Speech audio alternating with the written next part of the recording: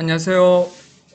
오늘부터 또다시 우리 2학기 때 한국사 격주 단위로 온라인 강의가 시작되었습니다. 여러분들 1학기 때 다 해봤다시피 잘 했던 방식대로 잘 따라올 거라고 생각됩니다. 일단은 선생님이 교과서 본문을 보면서 그 내용을 하나하나 여러분들한테 해석하는 방식으로 진행하겠습니다.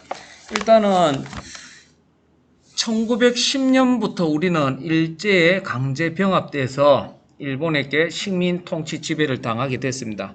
그때 가장 핵심이 무엇이냐 하면 10년대 일본이 우리나라를 다스린 방식의 핵심이 바로 헌병경찰을 통한 무단 통치 방식을 일본이 시행했습니다.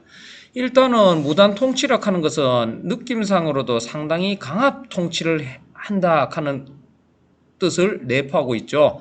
일단은 여기 사진에서 보면 학교, 보통 학교, 오늘날 치면 초등학교 선생님들까지 일단은 제복에 칼을 차고 수업하고 있는 모습을 볼 수 있는데, 그리고 식민 통치가 시작될 때부터 우리 조선에서는 일본의 총독부가 설치됐습니다. 총독부.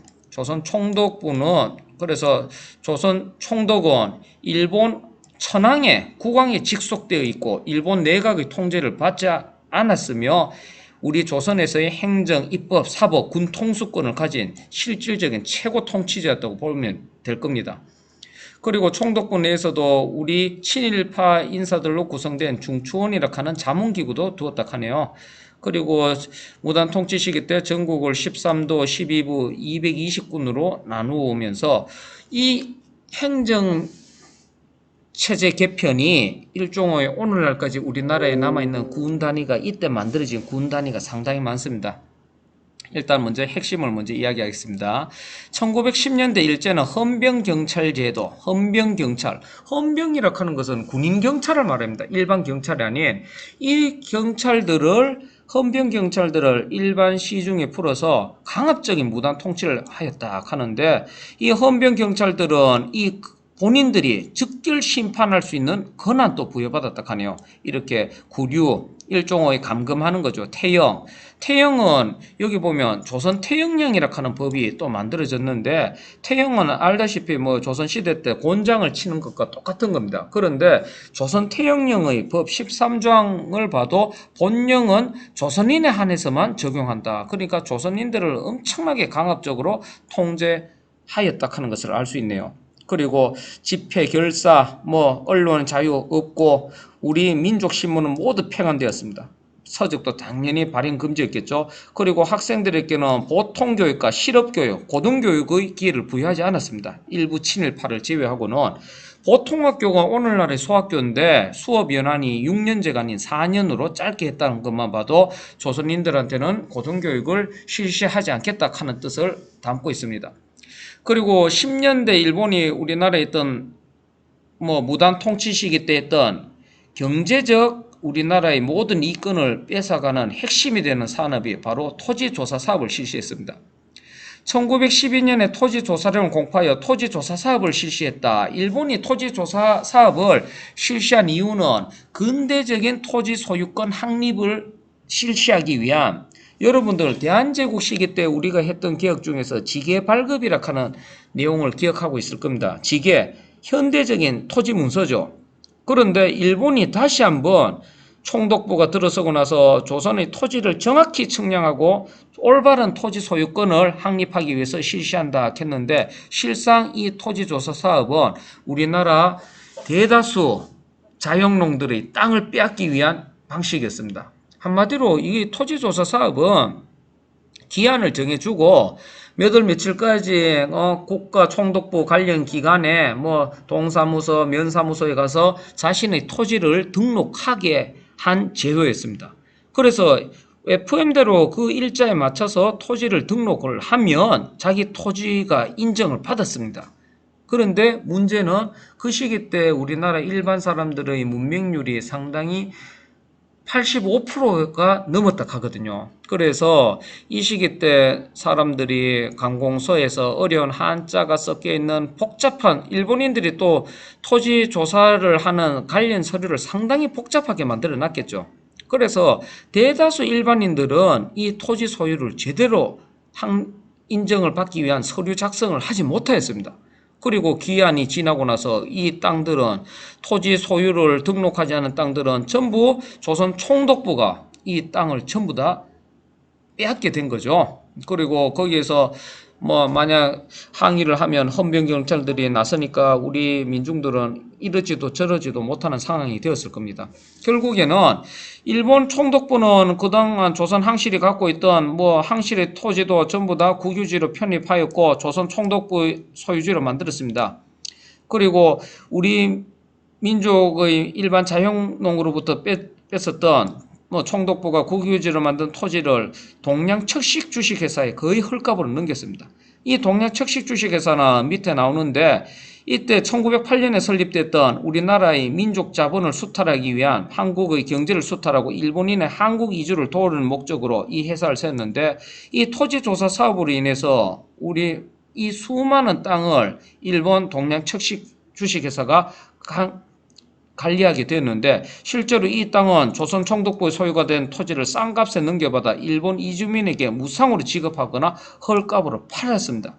토지조사 사업으로 많은 한국인들은 처지가 악화되었고 거의 소작농으로 전락했다고 보면 될 겁니다. 소작농들. 그리고 일부 일본인들 지주와 친일 성향의 우리나라 지주들이 큰 부를 축적할 수 있는 계기가 되었죠. 그리고 이때 뭐 일제는 지주의 소유권만을 인정하고 간섭상 그 전에부터 내려오던 소작농이 지주에게 소작료만 내면 오랫동안 농사를 지을 수 있는 경작권을 일체 부정하였습니다. 그러니까 매년 연 단위로 경작 계약을 맺도록 하게 했습니다. 그러니까 지주로서는 상당히 큰 이득을 보는데 대다수 소작농들은 상당히 힘겨운 날들을 살 수밖에 없었을 겁니다. 그래서 이처럼 살기 어려워진 농민들은 하전민이 되거나 산속에 들어갔겠죠. 만주, 연해주 등지로 이주하는 사람들이 많이 생겼다 하네요. 자, 그 다음 페이지에 일제의 산업통제를 한번 보겠습니다. 일제의 산업통제. 1910년대입니다. 10년대 일본이 무단 통치 시기 때 했던 주요한 산업의 한 요소가 조선 총독이 허가한 대로 해사령을 공포했다. 해사령이라 하는 것은 일종의 허가제입니다. 허가제. 이 허가제가 뭐냐 하면 사업을 하려는 사람들은 조선 총독부의 허가를 받아라 하는 내용인데 그래서 이 제도를 실시한 이유는 일본이 우리 민족 자본의 성장을 억제하기 위해서 그래서 좀 일반적으로 산업 기반이 되는 기간 산업들, 중화공업, 기계설비 이런 것들은 전부 다 일본인들이 하게 됐죠. 전기, 철도, 금융 등 사업은 일본 기업이 장악하고 한국 기업은 소규모 제조업, 매매업, 그러니까 뭐 메리아스 공장, 고무 양동이 공장 이런 제한된 하등 산업 부분만 일본이 인정을 하게 된 겁니다. 일단 회사를 설립하는데 조선 총독이 허가를 해줘야지 회사를 차릴 수 있었는데 당연히 한국인들한테는 고등산업을 인정하지 않았겠죠. 그 밖에 뭐 어업령, 우리나라의 바다자원, 산림령, 나무 등 목재자원, 강업령, 강물자원들을 모두 일본이 독점하게 됐습니다. 한국은행을 조선은행으로 바꾸고 조선식산은행을 설립하여 금융과 산업을 침탈했습니다. 그래서 1910년대 우리는 토지조사령으로 인해서 우리 민족이 갖고 있던 부동산 자본, 그 다음에 해사령 실시로 그 밖에 각종 어업령, 산림령, 조선 강업령 이 정책들로 인해서 10년 사이에 우리 민족 자본은 거의 일본에게 거의 다 잠식당했다고 보면 될 겁니다. 그리고 자료 2번을 보면 역시 소작농의 비율이 갈수록 많이 늘어나고 있는 점을 볼 수 있네요. 자, 그 다음에 이제 민족 분열 통치가 실시되고 경제 수탈이 확대되다 보겠습니다. 자, 20년대 되면 일본이 방식을 문화통치로 이름을 바꾸게 됩니다. 문화통치. 그런데 이거는 표면적으로 바꾸는 거죠. 바꾸게 되는데 결정적인 계기가 바로 3.1운동을 강압 진압하는 과정에서 국제사회에 따가운 눈총을 받게 됩니다. 그리고 일단은 일본도 국제사회에서 쏠린 눈을 돌리기 위해서 문명국 일본은 조선을 문화 통치를 하겠다고 그때부터 바꾸게 되죠. 그리고 정관을 바꿔서 일제는 무관이 아닌 문관도 조선 총독이 임명될 수 있도록 법령을 바꿔놨는데 실제로 해방될 때까지 문관 총독이 부임한 적은 한 번도 없습니다. 그리고 헌병경찰대를 보통경찰제 바꾸었다 하는데 실제로 제복만 바꾸었고 경찰력 증강은 훨씬 더 많이 했다는 점을 잠시 대선님 설명하겠습니다. 그리고 겉에 보이는 강압적인 모습을 없애기 위해서 이런 교원의 제복 착용도 폐지했겠죠. 그리고 이때 일부 민족 기관지도 우리 조선인이 신문사를 이제 다시 열 수 있도록 해주었습니다. 그때 조선일보와 동아일보가 발간되었네요.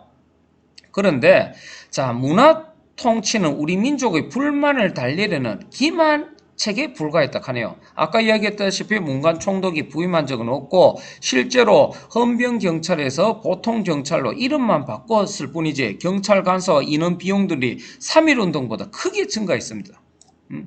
그리고 일본인들은 이 시기 때 1925년에 치안유지법이라고 하는 법을 만들었는데 이 치안유지법 한번 잘 보겠습니다. 치안유지법 1925년에 만들었네요. 일제의 국가체제, 천황제나 사유재산을 부정하는 자를 단속하기 위한 제정한 법률로 여기까지 읽어봤을 때 여러분들은 이 법안이 누구를 검거하기 위한 법안이라고 한 점을 캐치할 수 있을 겁니다. 당연히 사회주의자죠. 사유재산을 부정하는 자를 단속하기 위한 제정한 법률. 1917년에 러시아 혁명이 일어났고 20년대 이후부터 국제공산당 조직 코민테른이 세계 각국의 식민지 국가들에 뻗어나가면서 사회주의자들이 급증하고 있었습니다. 이 사회주의자들이 결국에는 농민 노동운동을 같이 일으키는 세력이 있기 때문에 일본도 우리 조선 땅에서 늘어나는 사회주의자를 막기 위해서 이러한 법안을 만든 것이 보이네요. 자, 그리고 문화 통치를 내세웠던 일본의 사이토 총독이 자, 3.1운동 때 일본이 크게 당황했을 겁니다. 그래서 일단은 스타일을 바꿔야겠다 하면서 일단은 조선의 문화와 간섭을 존중한다면서 문화 통치를 내세웠는데 이러한 변화에는 무당 통치에 대한 한국인의 저항과 국제사회 비난 여론이 크게 작용했다 하는 점을 알 수 있습니다. 그런데 이 사이토 총독이 문화 통치를 하면서 또다시 한 가지 내세운 방식이 있는데 그것이 기존에 없던 조선인들을 무작정 무단으로 강압할 것이 아니라 민족 분열책을 도모하겠다. 한마디로 친일파를 양성하겠다 하는 아주 더 무시한 정책을 가미하게 되는 거죠. 여기서 일단은 한국인에 대한 교육기회 확대를 표방해서 보통학교의 교육 연한을 늘리고 일부 학교수를 증설하였습니다. 그러나 여전히 학교수는 부족하다겠죠. 자, 그리고 이때부터 문화 통치에는 제한된 자유를 허용하여 일제히 협력자를 양성한 반면 항일 민족운동을 탄압하는 민족 분열 정책입니다. 한마디로 친일파를 이때부터 양성하기 시작했다 하는데 사이토 총독이 일단은 실제로 친일파 양성책을 지침으로 내리기도 했습니다. 조선인 부호 자본가에 대해 일본의 조선과 자본가가 연계를 추진 친일적인 민간 유지들에게는 편의와 원조를 주고 수재 교육, 친일 성향의 유지들 자녀들은 일본 유학을 아주 주선해 줬습니다. 그리고 각종 종교단체에도 중앙집권이나 그 최고 지도자를 친일파를 앉힌데 일본이 목적을 세웠고 핵심적 친일 인물을 골라서 각 단체, 양반, 유생, 부호, 교육과 종교관을 침투하여 각종 친일 단체를 조직하게 하였다. 이런 점들이 친일파 양성의 이때부터 민족 분열책의 이게 핵심 내용입니다. 그리고 경찰제도 기존의 1900 무단 통치 시기 때보다 실제로 경찰 기관 수는 훨씬 더 늘었습니다. 4배 가까이 폭증했네요. 경찰 인원수도 대폭 증강되고 경찰 비용 자 이런 것들이 오히려 문화 통치는 무단 통치에서 이름만 바꾸고 우리 민족을 더욱 억압 강화하려는 측면을 알 수 있죠. 그리고 더 무서운 것은 우리 민족 내부에 친일파를 양성하겠다. 그래서 훗날 춘원 이광수 같은 인물들은 민족 개조론자가 되면서 친일로 전향하였고 자치론, 일제에 최대한 협력을 하자. 협력을 하면서 우리의 이권을 받아내자. 자치론, 참정권도 마찬가지죠. 일제에 협조를 하고 참정권을 받아내자 하는 이런 민족 운동을 하는 사람들이 생겨나게 되면서 훗날 이들 중 상당수가 친일로 변절하게 됩니다. 자, 그리고 20년대 일본이 우리나라에 했던 주요 문화 통치 시기 때 했던 주요한 경제 정책으로는 산미 증식계획이 있습니다. 어찌됐든 일본은 1차 세계대전의 승전국으로서 고도 산업이 발달하게 되었습니다. 그래서 일본에서의 농업 생산력은 이에 미치지 못해서 식량이 부족해졌습니다. 이러한 식량 부족 문제를 해소하기 위해서 우리나라에서 산미 증식 계획을 실시했는데 선진화된 농법을 우리나라에 도입하게 됐습니다. 그리고 각 시골 마을 같은 곳에 저수지나 제방을 만들기 위해 전국 각지의 수리조합, 오늘날 우리 시골에 있는 저수지들이 제방이나 저수지들이 상당수가 거의 일제시대 때 만들어진 저수지라고 보면 될 것입니다. 그리고 많은 쌀들이 빠져나가게 되었겠죠. 그리고 일제의 산업정책 변화 중에 보면 이 10년대 해사령을 실시했다 하는데 20년대가 되면 일본이 1920년에 해사령을 폐지합니다. 해사령을 폐지. 해사령을 실시할 때는 허가제였습니다. 모든 산업을 하려면 조선 총독의 허가를 받아야 됐는데 이때부터는 20년대부터는 모든 회사들이 신고만 하면 회사를 차릴 수 있습니다. 그런데 일본이 그러면 20년대부터는 우리 민족 자본의 성장을 허용한 것은 절대 아닙니다. 왜냐하면 1910년대 우리 민족의 자본은 모든 경제 자본은 일본에 의해서 완전 수탈다당해서 우리나라에서는 산업이 일어날 힘이 없었습니다.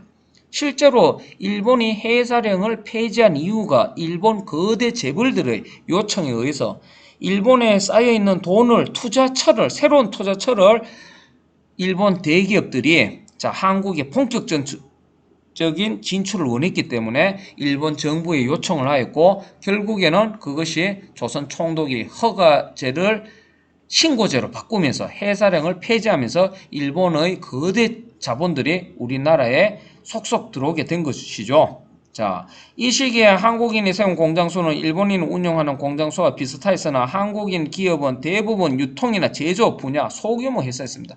우리나라에서는 이제 민족 자본이 일어날 큰 힘도 없었을 상황입니다. 그렇기 때문에 일본이 20년이 되면 해사령을 순순히 폐지를 한 거죠. 일본 재벌들의 요구를 들어주면서 여기는 빈칸을 채워보면 식민 통치에 필요한 재정 확보 목적, 농민의 지위가 약화됐다. 대다수 자영농이 소작농으로 전락한 10년대 일본의 경제 수탈 정책은 토지조사 사업이 되겠죠. 토지조사 사업. 오늘 민족 분열 20년대 민족 분열 통책으로 무슨 정책을 표방했습니까? 문화 통치를 표방했죠. 문화 통치. 문관 총독 임명 가능하게 했으나 실제로 임명한 사람은 없습니다. 헌병경찰제를 보통경찰제로 바꿨다 하나 경찰력은 훨씬 더 증강시켰죠. 그리고 경제수탈 정책으로는 일본의 늘어난 식량난을 해결하기 목적으로 산미 증식 계획을 실시했다. 10년대에 실시했던 무단 경제수탈 정책, 20년대 실시했던 민족 분열 통치, 핵심 문화 통치, 경제적 수탈 정책, 해사령 폐지, 그 다음에 산미 증식 계획. 요 정도는 10년대, 20년대 꼭 구분을 해줘야겠죠. 그리고 식민지 근대 도시의 목포와 군산에 나오는데 목포와 군산은 전라도에 있는 항구들이죠. 그런데 그 전까지는 여기가 항구 도시들이 아니었습니다. 일제에 의해서 여기가 항구 도시로 크게 발달을 하게 되는데 그 목적이 목포하고 전남, 목포, 전북, 군산 이 지역에서는 역시 전라도 지역은 대규모 곡창지대였습니다. 이 곡창지대에서 생산된 쌀을 20년대 산미증식 계획에 의해서 생산된 쌀을 일본으로 쉽게 이송하기 위해서 이곳에 목포와 군산에 이런 항구가 더욱 발달하게 된 것이죠. 호남 평야에 생산된 많은 곡식을 자국으로 보내게 되었으니까.